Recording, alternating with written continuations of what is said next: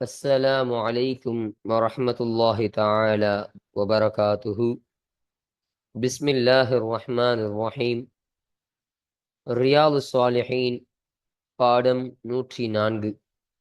இந்த ரியாது சாலிஹீன் கிதாபினுடைய 104ஆம் நாள் பாடத்தில் நாம் அமர்ந்திருக்கின்றோம். இன்றைய பாடத்தில் சுன்னத்தும் அதன் ஒழுக்கங்களை பேணுதலும் என்ற தலைப்பின் கீழ் அமையக்கூடிய ஹதீஸுகளை பற்றி நாம் பேசிக்கொண்டிருக்கின்றோம். அல்ஹம்துலில்லாஹ். நம்முடைய ஜாமியா ரகீப் எஜுகேஷனல் ட்ரஸ்டின் மூலமாக பல தீன் சம்பந்தப்பட்ட சேவைகளையும் பல துன்யா சம்பந்தப்பட்ட சேவைகளையும் நாம் செய்து கொண்டிருக்கின்றோம். இந்த சேவைகள் எவ்வித தொய்வின்றி தொடர்ந்து நடைபெறுவதற்காக நீங்கள் துஆ செய்யுங்கள். இன்னும் ஆதரவு தாருங்கள். நன்மையில் ஒன்று சேருவோம், முந்திக் கொள்வோம்.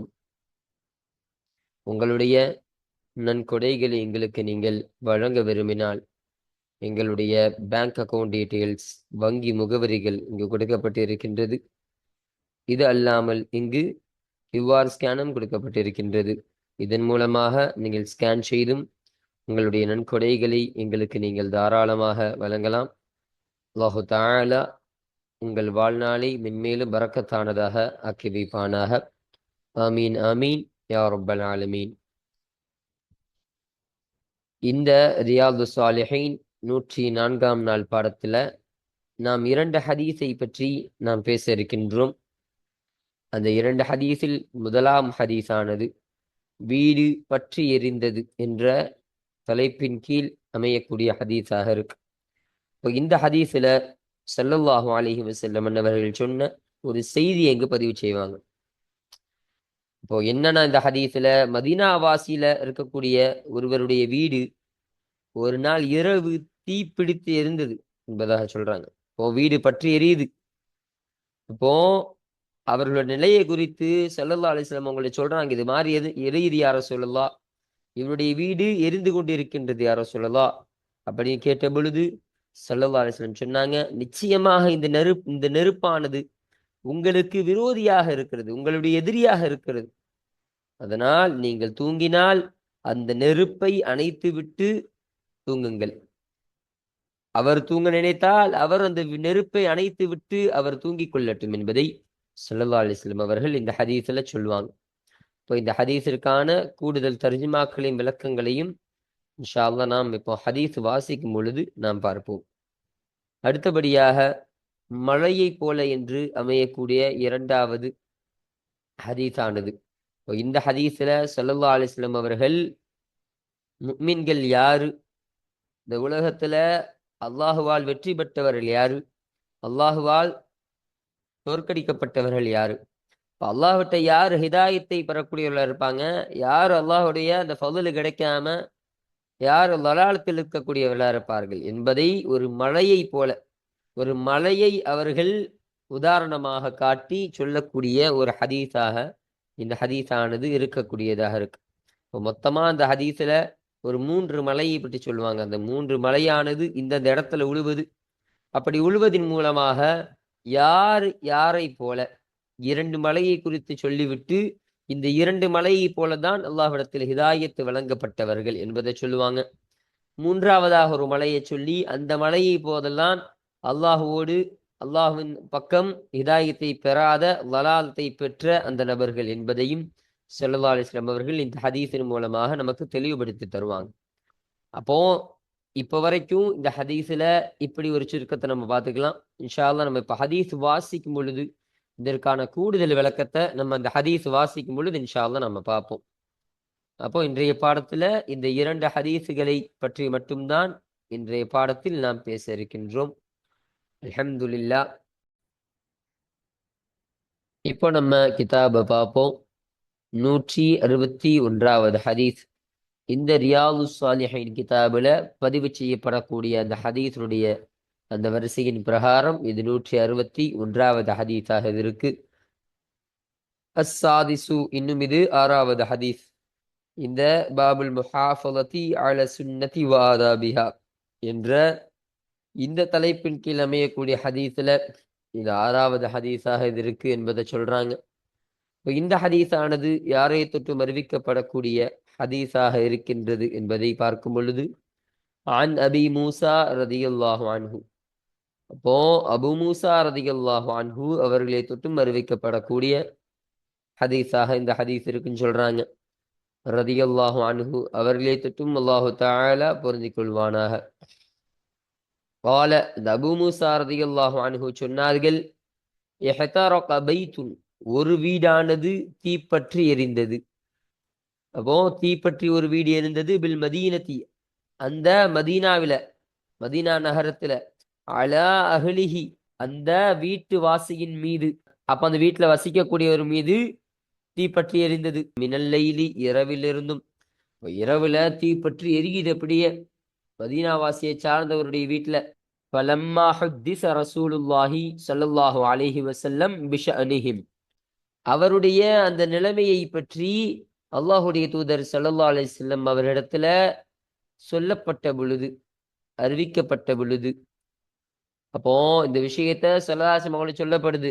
யார சொல்லுதா, இப்படி ஒரு தீப்பற்றி எரியுதாம் ஒரு ஆள் வீட்டுல, என்ன செய்யறதுன்னு தெரியல அப்படின்னு ஸல்லல்லாஹு அலைஹி வஸல்லம் அவர்களுடைய வீட்டுல ஸல்லல்லாஹு அலைஹி வஸல்லம் அவங்கள்ட்ட இந்த விஷயத்த சொன்ன பொழுது, கால, இப்போ ஸல்லல்லாஹு அலைஹி வஸல்லம் அவர்கள் சொன்னார்கள், இன்ன ஹாதிஹின் நார, நிச்சயமாக இந்த நெருப்பாகிறது, அதுவுன் லக்கும், உங்களுக்கு எதிரியாக இருக்கின்றது.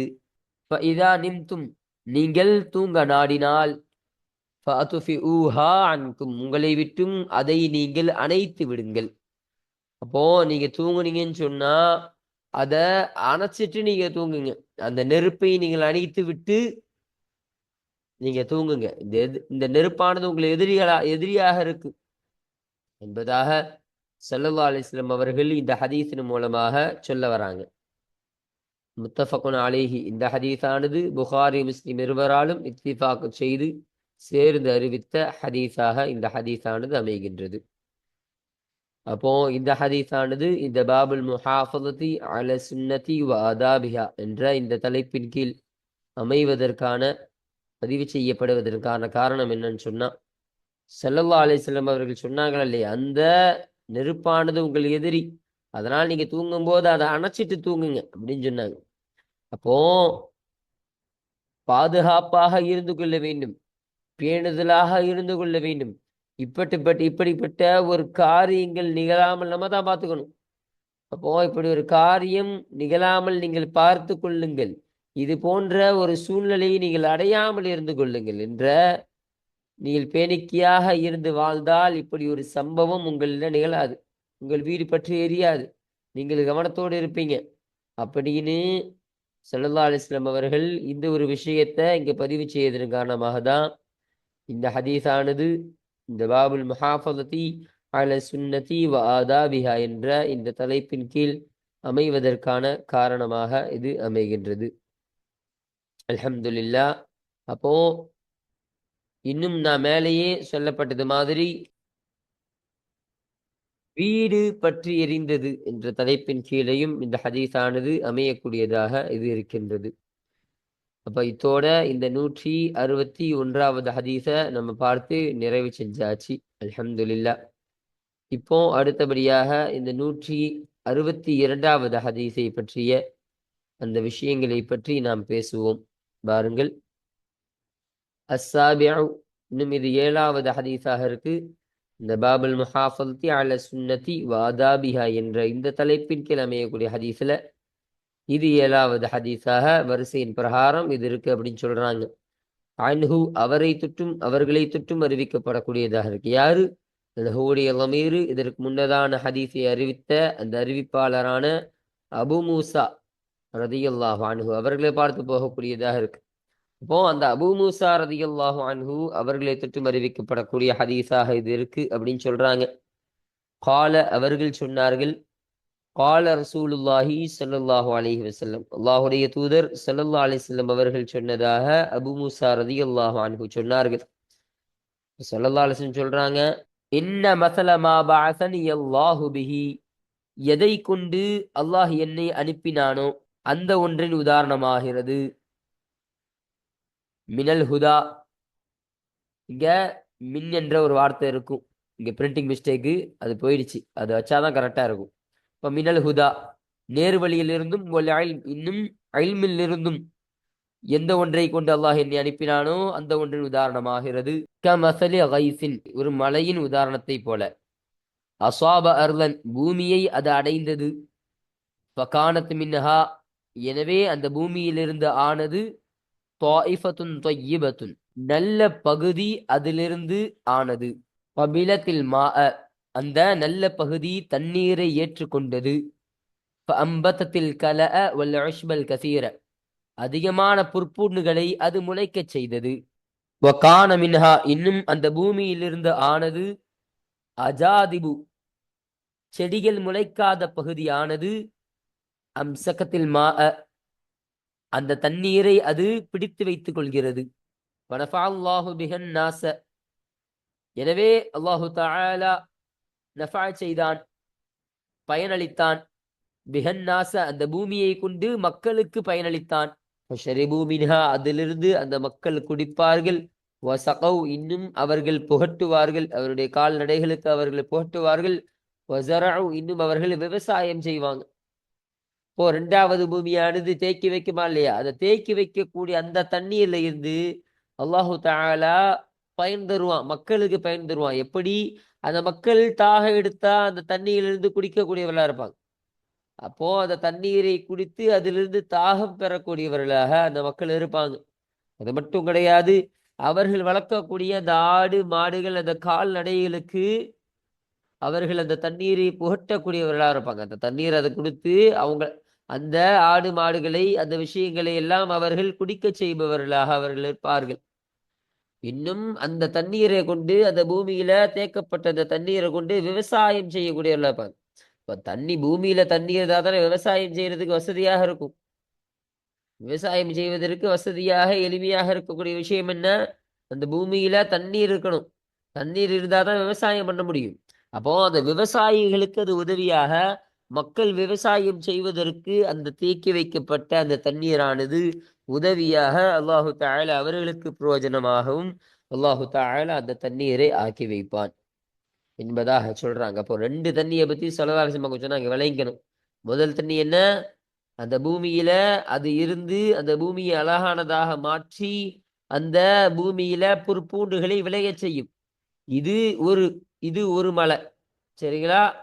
இரண்டாவது மலையானது அது ஒரு பூமியில எப்படி ஆனதாக கேட்டா, அந்த பூமியில அந்த தண்ணியை தேக்கி வைக்கக்கூடியதாக, தடுத்து கொண்டு அதை தேக்கி வைக்கக்கூடிய ஒரு பூமியாக, அதிலிருந்து மக்கள் குடிப்பதற்கும் புகட்டுவதற்கும் விவசாயம் செய்வதற்கும் தகுதியாக, அதற்கு பிரயோஜனமாக இருக்கக்கூடிய ஒரு தண்ணியாக, ஒரு பூமியாக ரெண்டாவது உள்ள விஷயம் ஆகும். இப்ப ரெண்டு விஷயத்த ஸல்லல்லாஹு அலைஹி வஸல்லம் அவர்கள் சொன்னார்கள். மூன்றாவது சொல்றாங்க பாருங்க. வஅஸாப, இன்னும் அந்த மலை அடைந்தது. துவாயிஃபத்தம் மின்ஹா உஹ்ரா, இந்த துவாயிஃபத்துன்னு இருக்கு, இது நுஸ்ஹா பல பிரிண்டிங் மிஸ்டேக்கு. துவாயிஃபத்தன் என்பதுதான் சரியானதாக இருக்கும். அந்த பூமியிலிருந்து மற்றொரு பகுதியை அந்த மலை அடைந்தது. இப்போ பூமியிலிருந்து வேறு ஒரு பகுதியில அந்த மலை அடையக்கூடியதாக இருக்கும். அது எப்படின்னு சொன்னா, இன்னமா ஹிய கீஆனுன், நிச்சயமாக அது கட்டாந்தரையாகவே இருக்கும். வெறும் தரைய இருக்கக்கூடியதா இருக்கும். அந்த மழை ஒரு இடத்துல பெய்யும், இப்போ அது வெறும் தரையா தானே இருக்கும். எது ஒரு சாதாரணமான ஒரு ரோட்ல மழை பெய்யுது, ஒரு சாதாரணமான ஒரு டைல்ஸ் போட்ட ஒரு வீட்டுல மழை பெய்யுதுன்னு வைங்க.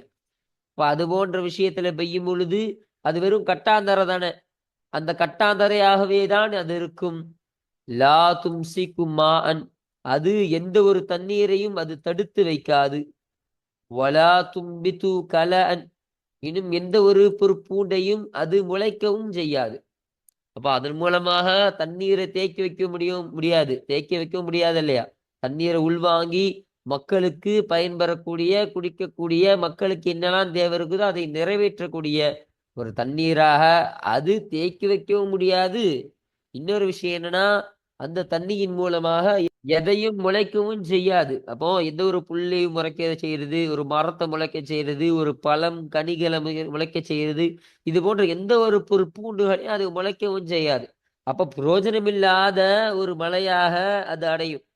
ஃபதாலிக எனவே இவைகள் ஆகிறது மசலுமன் ஒருவரின் உதாரணமாகும் ஃபகுஹ ஃபீ தீனில்லா அல்லாஹுடைய மார்க்கத்தில் விளக்க ஞானம் பெற்று வனஃபஅஹு பிமா பஅஸனி அல்லாஹு பிஹி இன்னும் அல்லாஹு தஆலா எதை கொண்டு அல்லாஹு தஆலா என்னை அனுப்பினானோ அந்த ஒன்றை கொண்டு அவருக்கு அல்லாஹு தஆலா பலனளித்து ஃபஅலிம எனவே தானும் கற்றுக்கொண்டு வஅல்லம இன்னும் அவர் பிறருக்கும் கற்றுக் கொடுப்பாரே அந்த ஒருவரின் உதாரணமாகும் வமசலுமன் இன்னும் ஒருவரின் உதாரணமாகும் லம் யர்ஃபஅ பிதாலிக ரஅஸன் இறை மார்க்கத்தின் பால் தன் தலையை உயர்த்தாத ஒருவரின் உதாரணமாகும் வலம் யக்பல் ஹுதல்லாஹில்லதி உர்சில்து பிஹி இன்னும் எதை கொண்டு நான் அனுப்பப்பட்டேனோ அந்த இறை வழியை ஏற்காமல் மார்க்கத்தின் பால் தன் தலையை உயர்த்தாத ஒருவரின் உதாரணமாகும். அப்போ இங்க என்னதான் சொல்ல வராங்கன்னு பார்க்கும் பொழுது ஸல்லல்லாஹு அலைஹி வஸல்லம் அன்னவர்கள் இந்த ஹதீஸின் மூலமா ஒரு 3 உதாரணத்தை காட்டி தராங்க. அதுல முதலாவது உதாரணம் என்னன்னு சொன்னா, ஒண்ணு தண்ணியையும் உள்வாங்கிக்கும், இன்னும் அது மூலமாக புற்பூண்டுகளை விளைய செய்யும். அப்போ பூமிக்கும் பிரயோஜனம், தண்ணியை உள்வாங்கிறதுனால பூமிக்கும் பிரயோஜனம், புற்பூண்டுகளை முளைக்க செய்ததுனால மக்களுக்கும் பிரயோஜனம். இது ஒன்னாவது. ரெண்டாவது என்னன்னா, தண்ணீரை உள்வாங்காது. இந்த பூமி தண்ணியை உள்வாங்காது, ஆனா அது தேங்கி நிற்கக்கூடியதாக இருக்கும். அப்போ உள்வாங்காதனால பூமிக்கு பிரயோஜனம் கிடையாது, அது தேங்கி நிற்கிறதுனால மக்களுக்கு பிரயோஜனமாக இருக்கும். அததான் ரெண்டாவது உதாரணமா சொல்றாங்க. இப்ப கல்குவாரிலாம் சொல்றாங்களா இல்லையா, அதெல்லாம் அப்படிதான்.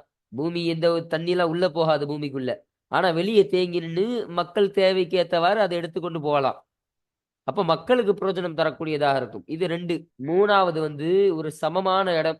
அது என்ன செய்யும்னா, அது தண்ணியும் உள்வாங்காது, செடிகளை முளைக்க செய்யவும் செய்யாது. அப்போ தண்ணியை உள்வாங்கிறதுனால பூமிக்கும் பிரயோஜனம் கிடையாது, அந்த புற்பூண்டுகளை முளைக்க செய்யாதா இல்லையா, அதன் மூலமாக மக்களுக்கும் பிரயோஜனம் அளிக்காது. இப்ப சமமான இடத்துல எப்படி தண்ணி நிற்கும்? சமமான இடத்துலனால பூமி உள்வாங்கவும் செய்யாது, தண்ணி தேங்கி நிற்காது. இப்ப கல்குவாரி மாதிரி கொஞ்சம் பள்ளமானதா தான் தண்ணி தேங்கி நிற்கும். பள்ளம் இல்லாம சமமான இடத்துல அது தண்ணி தேங்கி நிற்கக்கூடியதாக இருக்காது. அதனால அதன் மூலம் மக்களுக்கும் பிரயோஜனம் கிடையாது, பூமிக்கும் பிரயோஜனம் கிடையாது என்பதாக 3 உதாரணம் சொல்றாங்க. அப்போ முதலாவது உதாரணம் இருக்குதா இல்லையா, என்ன உதாரணம் சொன்னோம்? தண்ணீரையும் உள்வாங்கிக்கும், அதன் மூலமாக பொற்பூண்டுகளை முளைக்க செய்து மக்களுக்கும் பயன்பெறும். அப்ப பூமிக்கு பிரயோஜனம், மக்களுக்கு பிரயோஜனம். இது யாருக்கான உதாரணம் பார்க்கும் பொழுது, இல்மை கற்று அந்த இல்மை மற்றவருக்கு கற்றுக் கொடுப்பவர். அப்ப அந்த இல்மை உள்வாங்கிறது மூலமாக தனக்கும் அது பிரயோஜனம் அளிக்கக்கூடியதாக இருக்கும். அந்த இல்மை மற்றவங்களுக்கு அவர் பரப்புறாரா இல்லையா, மற்றவங்களுக்கு சொல்லித்தராரா இல்லையா, அதன் மூலமாக மக்களுக்கும் பிரயோஜனம் அளிக்கக்கூடியதாக இருக்கும் என்பதாக இந்த முதல் உதாரணத்தை வச்சு இதை தான் ஒப்பீடு செய்யறாங்க. இப்போ 2வது உதாரணத்தை கொண்டு எதை ஒப்பீடு செய்யறாங்கன்னா, 2வது உதாரணம் என்ன சொன்னோம்? அந்த பூமி என்பது அந்த தண்ணிய உள்வாங்கிக்காது. அப்போ பூமிக்குள்ள போகாது, ஆனா வெளியே தேக்கி வச்சுக்கும், கல்குவாரி மாதிரி. அப்ப வெளியே தேக்கி வைக்கிறது மூலமாக மக்களுக்கு மட்டும்தான் பிரயோஜனம், பூமிக்கு பிரயோஜனம் கிடையாது. இது யாருக்கான உதாரணம் சொல்லும் பொழுது, ஒருத்தவர் ஒரு அமல் செய்ய மாட்டாரு. ஒரு அமல் இருக்குன்னு சொன்னா, ஒரு நல்ல அமல் இருக்குன்னு சொன்னா அதை அவர் செய்ய மாட்டாரு, ஆனா மற்றவருக்கு கற்றுக் கொடுப்பாங்க. அப்ப அந்த அமலை அவர் செய்யல, அவருக்கான அந்த நன்மை கிடையாது, அவருக்கு எந்த பிரயோஜனம் கிடையாது அந்த அமலை கொண்டு. ஆனா அந்த அமலை கற்றுக் கொடுக்கிறாரு இல்லையா, அப்ப மக்களுக்கு பிரயோஜனம். இப்ப இது 2வது உதாரணத்தை கொண்டு இதை தான் ஒப்பீடு செய்யறாங்க. இதுக்கு உதாரணம் கூட நமக்கு ஷரகுல ஒண்ணு சொல்றாங்க, மெழுகுவர்த்தி மாதிரி. இப்ப மெழுகுவர்த்தி என்பது மெழுகுவர்த்தி நம்ம பத்த வைக்கிறோம், பத்த வச்சா அது வெளிச்சம் பிரகாசம் கொடுக்குது எல்லாத்துக்கும், ஆனா அது கரைஞ்சு கொண்டே வரும், அப்படிதானே? அப்ப அந்த மெழுகுபத்தி கரைஞ்சிக்கிட்டே மக்களுக்கு அது பிரயோஜனம் அளிக்கக்கூடியதாக இருக்கும் என்பதாக நமக்கு ஷரகுல ஒரு நல்ல விளக்கத்தை சொல்றாங்க. இப்போ 3வது உதாரணத்தை கொண்டு எதோ ஒப்பீடு செய்யறாங்கன்னா, 3வது உதாரணம் என்ன சொன்னோம்? பூமியும் உள்வாங்கிக்காது, அது தேங்கியும் நிற்காது. அப்போ பூமிக்கு பிரயோஜனம் கிடையாது, அது தேங்கி நிற்காததன் மூலமாக மக்களுக்கு பிரயோஜனம் கூட கிடையாது. இப்ப இது யார மாதிரி, இது யாருக்கான உதாரணம் பார்க்கும் பொழுது, எந்த ஒரு இல்மையும் கற்காத ஒருத்தருக்கு உதாரணம். இப்ப எந்த ஒரு இல்மையும் அவரும் கத்திருக்க மாட்டாரு, அந்த இல்மை கற்காதனால அந்த இல்மை கற்காதனால யாருக்கும் கத்துக் கொடுக்க முடியாது. அப்போ இதன் மூலமாக தனக்கும் பிரயோஜனம் கிடையாது, மற்றவங்களுக்கும் பிரயோஜனம் கிடையாது. இது போல ஒரு ஜாகில போல, ஒரு மடமை தடத்தில் இருப்பவர்களை போல என்பதாக சொல்றாங்க. ஷரகல்னு சொல்லும் பொழுது காஃபிரும் போடுறாங்க. அப்போ இவர்களை தான் இந்த மூணாவது உதாரணத்தை கொண்டு ஸல்லல்லாஹு அலைஹி வஸல்லம் அவர்கள் ஒப்பீடு செய்கிறாங்க. அப்போ ஆக மொத்தம் ஸல்லல்லாஹு அலைஹி வஸல்லம் அன்னவர்கள் ஒரு 3 உதாரணம் சொல்லி நமக்கு ஒப்பீடு செஞ்சு காட்டுறாங்க. அந்த 3 உதாரணத்துல ஒவ்வொன்றாக சொல்லிட்டு இது யாருக்கு இது ஒப்பீடு செய்யணும், இது யாருக்கு இது தோதுவாக இருக்கும் என்று ஒப்பிடும் பொழுது 2 உதாரணம் தான் சொல்றாங்க. அப்ப எப்படி அது 3 உதாரணத்தை 2 கொண்டு வராங்கன்னு கேட்டா அந்த 2ஐ கொண்டு அந்த 2லயே இந்த 3 உதாரணம் என்பது ஒளிஞ்சிருக்கிறது. அப்படி நம்ம விளங்கிக்கணும். சரிங்களா? முத்தஃபக்குன் அலைஹி. அப்ப இந்த ஹதீஸானது புகாரி முஸ்லிம் இருவராலும் இத்திஃபாக் செய்து சேர்ந்து அறிவித்த ஹதீஸாக இந்த ஹதீஸானது அமைகின்றது என்பதை சொல்றாங்க. இப்போ இந்த ஹதீஸு இந்த பாபுல் முஹாஃபதத்தி அல சுன்னத்தி வாதாபிஹா என்ற இந்த தலைப்பின் கீழ் அமைவதற்கான பதிவு செய்யப்படுவதற்கான காரணம் என்னவென்று சொன்னால், இந்த ஹதீஸ்ல ஸல்லல்லாஹு அலைஹி வஸல்லம் அவர்கள் இந்த 2 பிரிவினர்களை பத்தியும் சொன்னாங்க. முதலாவது பிரிவினர்கள் என்ன? அந்த இல்ம விளங்கி கொண்டு அந்த இல்மை கற்றுக்கொண்டு அந்த இல்மை கற்றுக் கொடுக்கக்கூடிய ஆவாங்க. அவர்கள் தான் நேர்வழி பெறுவார்கள். இப்படிப்பட்ட நபர்கள் தான் பேணிக்கையாக நடக்கக்கூடிய சுன்னத்தை பேணி வாழக்கூடிய நபர்களாக இருக்கின்றார்கள். 2வது நபர்கள் இந்த இஸ்லாத்தினுடைய அந்த ஈடுபாடு இல்லாமல் அதில் தன் தலைகளை உயர்த்தி கொள்ளாமல் அதில் அப்படியே சாதாரணமாக இருந்துட்டு அதை மறுக்கக்கூடியவர்கள் ஆயிடுவாங்க. அப்ப அதை ஏத்துக்கவும் மாட்டாங்க இல்லையா? இவர்கள் தான் அந்த பேணுதலாக இல்லாத நபர்கள். அப்போ இதன் மூலமாக முதலாவது நபரை போல பேணுதலாக வாழ்க்கையில் இருக்கக்கூடிய அந்த நபர்களை போல நீங்கள் ஆகுங்கள் என்ற ஒரு விஷயத்தை ஸல்லல்லாஹு அலைஹி வஸல்லம் அவர்கள் இந்த ஹதீஸின் மூலமாக நமக்கு சொல்வதன் காரணமாக தான் இந்த ஹதீஸு இந்த பாபுல் முஹாஃபதத்தி அல சுன்னதி வாதாபிஹா என்ற தலைப்பின் கீழ் இந்த ஹதீஸானது பதிவு செய்யப்படக்கூடியதாக இது இருக்கின்றது. இன்னும் நான் மேலேயே சொல்லப்பட்டது மாதிரி மழையை போல என்ற தலைப்பின் கீழையும் இந்த ஹதீஸானது அமையக்கூடியதாக இது இருக்கின்றது. இப்போ இந்த ஹதீஸ்ல சொன்ன ஒரு வார்த்தைக்கான அர்த்தத்தையும் அதை எப்படி வாசிக்கணும்னு சொல்றாங்க பாருங்க. ஃபகுஹ ஃபகுஹ என்ற வார்த்தையை சொன்னாங்களே இல்லையா, அது எப்படி வாசிக்கணும்னா லம்மில் காஃபி, காஃபிற்கு லம்மை கொண்டு, இந்த காஃபுக்கு லம்மு கொண்டு எப்படி ஃபகுஹ ஊன் போட்டிருக்காங்களா, அப்போ இந்த ஃபகுஹ என்பதை கொண்டு வாசிக்கணும். அலல் மஷ்ஹூரி, மஷ்ஹூரின் மீது, இப்போ பிரபலியமானதின் மீது. அப்ப பிரபலியமாக அந்த ஃபகுஹ என்பது வாசிக்கிறது தான் சரியானதாக இருக்கும். வகையில இன்னும் சொல்லப்பட்டது பிகஸ்ரிஹா, அந்த காஃபிற்கு கஸ்ர் செய்வதை கொண்டு சொல்லிருக்காங்க. இப்போ ஃபகுஹ என்பதாக சொல்றதுதான் மஷ்ஹூர் ஃபேமஸான விஷயமாக இருக்கு.